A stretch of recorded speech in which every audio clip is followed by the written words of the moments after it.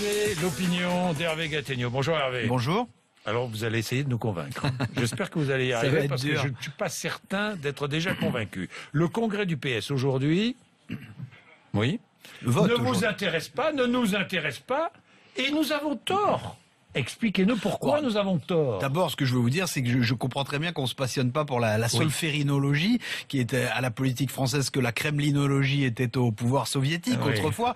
Il n'empêche que, en dehors de l'aspect, disons, purement théâtral de ces luttes de courant, mais il y en a un quand même, c'est du théâtre aussi, ce qui se joue dans ce congrès, c'est sérieux. C'est le rapport de force entre les tenants du social-libéralisme tendance Manuel Valls et les partisans d'un ancrage plus à gauche qui veulent une politique axée sur la reconquête de l'électorat populaire. Donc il s'agit de savoir quelle gauche vous voulez, ou alors si vous n'êtes pas de gauche, à quelle gauche vous aurez affaire éventuellement pour la combattre. Du résultat de ce vote d'aujourd'hui des adhérents socialistes dépend la possibilité ou non pour François Hollande de faire des réformes, voir les conditions de sa candidature en 2017. Bon, aujourd'hui, la majorité de François Hollande, elle ne tient qu'à un fil. Et ben, c'est ce fil qui peut se renforcer, s'en mêler ou alors se rompre. Mais que sait-on des demandes de l'électorat dit populaire? Moi, qu'est-ce qu'on sait? Rien. Oh, bah, il y a des tas d'études là-dessus. Et puis surtout, il y a les votes aux élections, puisque précisément, et c'est une des choses qui est dite par les contestataires du Parti socialiste,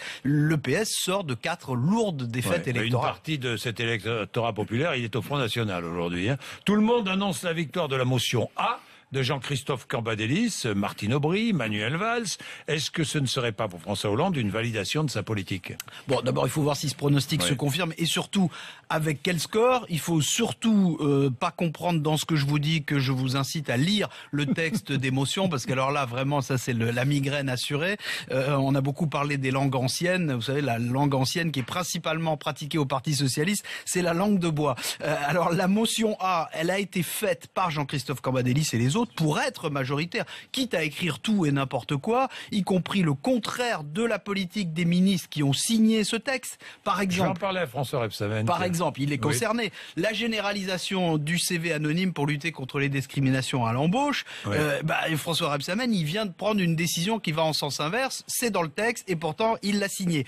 Autre exemple de ces jours-ci, le prélèvement à la source de l'impôt sur le revenu. Michel Sapin est plutôt contre. C'est dans le texte. Michel Sapin a signé le texte. Bon, si malgré tout ça, malgré toutes ces contorsions, la motion 1 fait moins de 50%, clairement, ça voudra dire que l'exécutif est minoritaire dans sa propre majorité. Et à ce moment-là, on pourra dire que les éléphants ont fait un score de souris. Alors évidemment, comme tout congrès, que ce soit à l'UMP ou au PS, les soupçons de fraude sont là qui rôdent, les frondeurs soupçonnent la fraude. Est-ce que ce n'est pas le signe qu'ils savent d'avance qu'ils vont perdre ces frondeurs? Que seraient les congrès politiques sans les accusations de fraude? Et même parfois un peu plus que les accusations. La grande histoire des congrès socialistes montre que les frondeurs n'ont pas forcément tort de s'inquiéter. Un petit souvenir, je vous rappelle, en 2008, Manuel Valls était à 2 doigts de saisir la justice parce qu'il était persuadé, il le disait haut et fort, que les partisans de Martine Aubry avaient truqué le congrès pour abattre Ségolène Royal. Bon, aujourd'hui, Martine Aubry, Ségolène Royal, Manuel Valls sont tous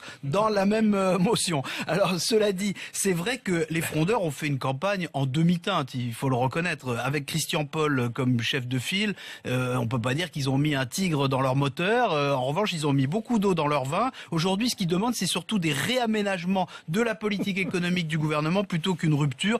Peut-être qu'en suggérant trop de compromis, ils ont compromis leur chance. Est-ce que le PS ne risque pas de donner l'image d'un parti très divisé? Est-ce que ça ne va pas, quoi qu'il arrive, affaiblir François Hollande? Alors, vous savez, si les contestataires de la ligne gouvernementale, c'est-à-dire les 3 autres motions, que la motion A dépasse 40%, voire frôle 50%, ce sera une vraie déconvenue objectivement pour François Hollande, mais c'est surtout Manuel Valls qui sera fragilisé parce que c'est lui, au fond, l'incarnation de cette ligne politique.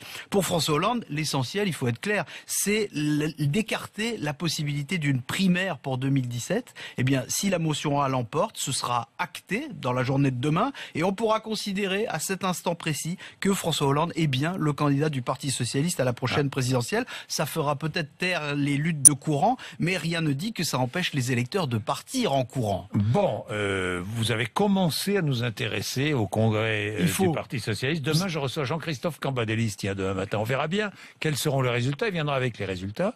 On verra bien. Espérons. Oui. Les frondeurs disent qu'il les a déjà, mais on ne les croit pas. On ne les croit pas. Il est 8h29, merci.